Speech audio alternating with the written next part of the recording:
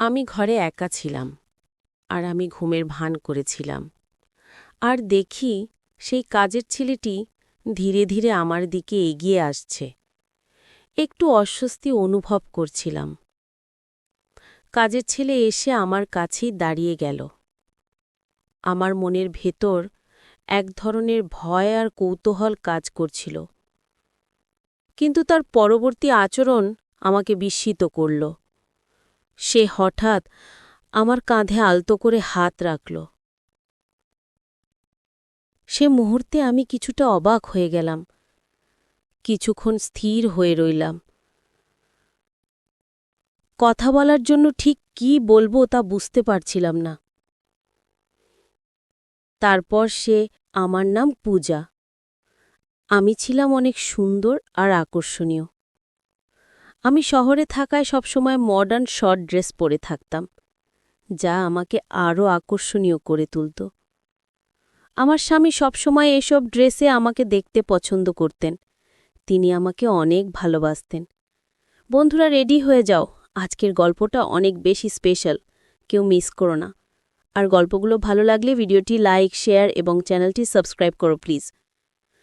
আমার বিয়ে যে পরিবারে হয়েছে, সেখানে আমার স্বামী ছাড়া আর কেউ ছিল না।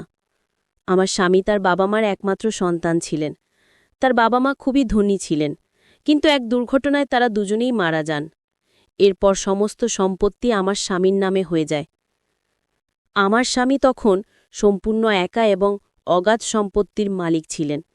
আমাদের বাড়িতে সবকিছুই ছিল, কিন্তু একটাই জিনিসের অভাব ছিল, সন্তান। আমার স্বামী ব্যবসার কাজে খুব ব্যস্ত থাকায় এ বিষয়ে কখনো ভাবেননি। কাজের কারণে তিনি প্রায়ই বিদেশে থাকতেন। আমি বাড়িতে এক রানীর মতো থাকতাম।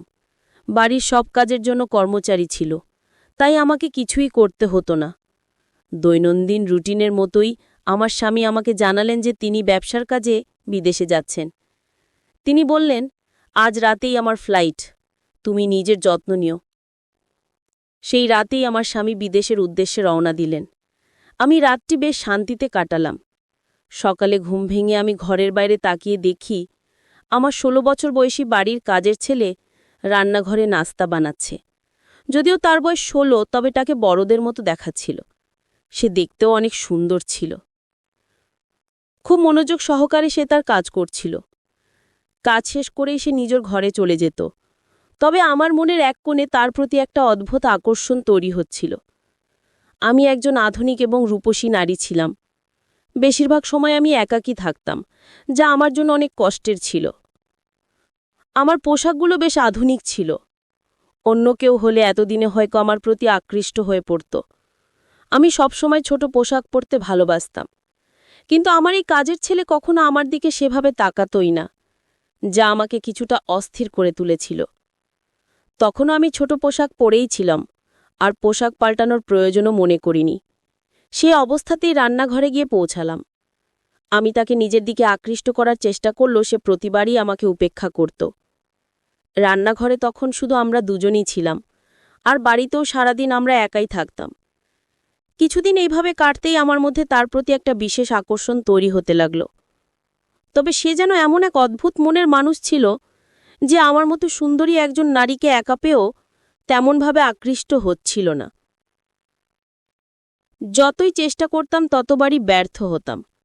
আজও আমি ইচ্ছা করে বিশেষ ধরনের পোশাক পরে তার সামনে এলাম এবং বললাম, আমার জন্য নাস্তা তৈরি করে দাও তো, একটু তাড়াতাড়ি। সে একবার তাকিয়ে চোখ নামিয়ে নিল এবং বলল, আমি আপনাকেই নাস্তা বানিয়ে দিচ্ছি ম্যাডাম। তার এমন সহলতা যেন আমাকে আরও বিভ্রান্ত করে তুলল। হঠাৎ আমার মনে হল, যখনই আমি তার সামনে যাই, সে সবসময় কোনো না কোনো কাজে ব্যস্ত থাকে, তাই সে হয়তো চোখ এড়িয়ে যায়। মনে হলো তাকে ফাঁকা সময় সামনে পাওয়া দরকার। মাথায় একটু চিন্তা এলো। একদিন তাকে বললাম, আজ আমার শরীরটা ভালো লাগছে না, তাই নাস্তা আমার ঘরে নিয়ে এসো। আমার কথায় সে একটু থেমে গেল, কারণ এ পর্যন্ত আমার ঘরে কোনো পুরুষ কাজের ছেলে যায়নি। সাধারণত তারা রান্নাঘর কিংবা বাইরের কাজেই সীমাবদ্ধ থাকত। সে কখনোই আমার ঘরে প্রবেশ করেনি। তবে আজ আমি তাকে ঘরে ডেকে আনলাম।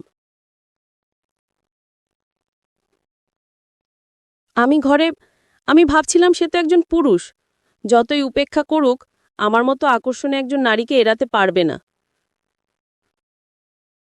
ঘরে গিয়ে আমি একদম স্বাভাবিকভাবে বসে রইলাম। কিছুক্ষণ পর সে দরজায় নক করল। আমি তাকে ভেতরে আসতে বললাম। সে একটু দ্বিধাগ্রস্ত হয়ে ঢুকল এবং খাবারটি রেখে চলে যাচ্ছিল। তখনই আমি তাকে থামিয়ে দিলাম। আমি তাকে বললাম, তুমি একা একা রান্নাঘরে এত কাজ করো, নিশ্চয়ই ক্লান্ত হয়ে পড়ো। তোমার সাহায্যের জন্য যদি আর কেউ দরকার হয় তবে আমাকে বলো। কথা বলার একটা অজুহাত খুঁজছিলাম, যেন সে আমার দিকে কিছুটা আকৃষ্ট হয়, কিন্তু সে মাথা নিচু করে দাঁড়িয়ে থেকে বলল, না ম্যাডাম, আমার কোনো সমস্যা নেই। আগে এক পরিবারে কাজ করেছি, যেখানে অনেকের জন্য খাবার বানাতে হতো। এখানে তো দুজনের জন্যই করতে হয়, তাই আমার জন্য কাজ সহজ। এরপর আমি বললাম, একটা বিষয় আমাকে খুব ভাবায়, তুমি কি আমার একান্ত কথা শুনবে? সে কিছুটা বিস্মিত হয়ে আমার দিকে তাকালো।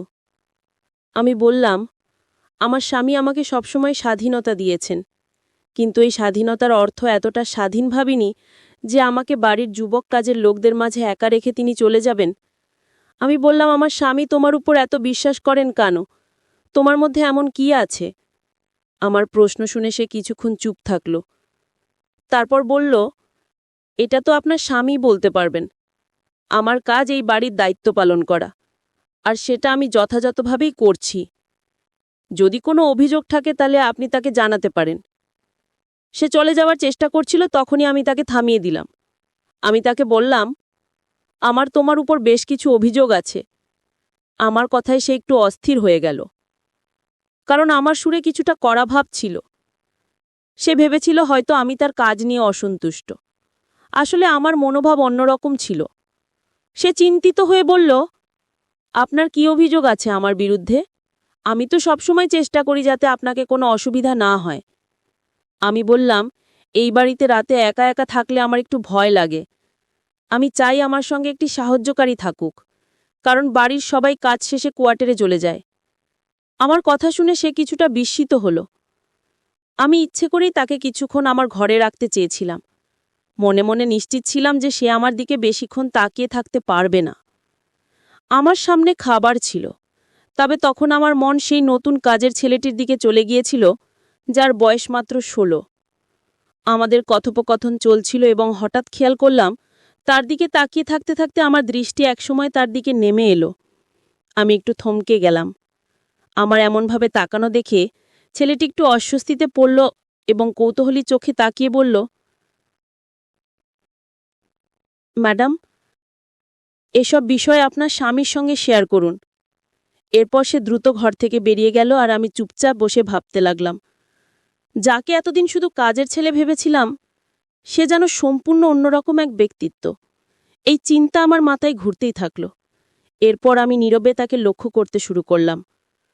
পরদিনও আমি তাকে আমার ঘরে আসতে বলার চেষ্টা করলাম, কিন্তু সে সোজাসাপটা বলে দিল, আমি বাজারে যাচ্ছি, তাই নাস্তা বাইরে করে নিন। তার কথায় আমি অবাক হয়ে গেলাম। কেন যেন তাকে নিয়ে আর কোনো আদেশ দিতে পারছিলাম না।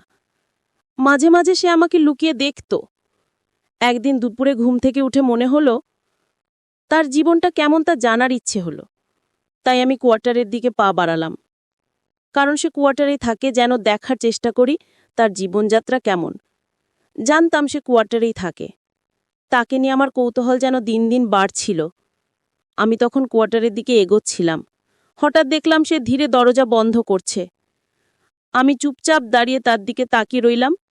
এরপর সে বাড়ির দিকে পা বাড়ালো এবং সোজা আমার ঘরের দিকে হাঁটতে লাগল। সে আস্তে করে আমার ঘরের দরজা খুলল এবং ভেতরে ঢুকে গেল। আমার মন আতঙ্কে ভরে উঠল, কারণ সে নিশ্চয়ই বুঝে যাবে আমি ঘরে নেই। দ্রুত রান্নাঘরে গিয়ে লাইট জ্বালিয়ে পানির জগে পানি ভরতে লাগলাম। কিছুক্ষণ পর সে আমাকে খুঁজতে খুঁজতে রান্নাঘরে চলে এলো। আমাকে দেখে বলল, আপনি এখানে? আপনাকে ঘরে না দেখে একটু চিন্তিত হয়ে পড়েছিলাম। আমি তাকে দেখে বললাম, তুমি কেন আমার ঘরে আমাকে খুঁজতে গিয়েছিলে? আমার প্রশ্নে সে হঠাৎ অপ্রস্তুত হয়ে গেল এবং গলা সামলে বলল, আসলে পানি নেওয়ার জন্য গিয়েছিলাম, আর জগে পানি রাখা ভুলে গিয়েছিলাম, তাই ভাবলাম একটা বোতল দিয়ে আসি। আমি তার দিকে তাকিয়ে রইলাম, কারণ আমি তো পানির জগটা আসলে শুধু একটা অজুহাত হিসেবেই ব্যবহার করছিলাম। আমার ঘরে পানি আগে থেকেই ছিল। এরপর সে নীরবে নিজের কোয়ার্টারের দিকে ফিরে গেল, আর আমি ঘরে ফিরে এসে দরজা বন্ধ করে চিন্তায় মগ্ন হয়ে রইলাম। এতদিন তাকে শুধু একজন কাজের ছেলের মতো দেখেছিলাম, যে সবসময় নিজের কাজ করত আর আমার সঙ্গে আমার চোখা এড়িয়ে চলত। একবার তো সে আমার ঘরে আসতে সরাসরি মানাও করে দিয়েছিল।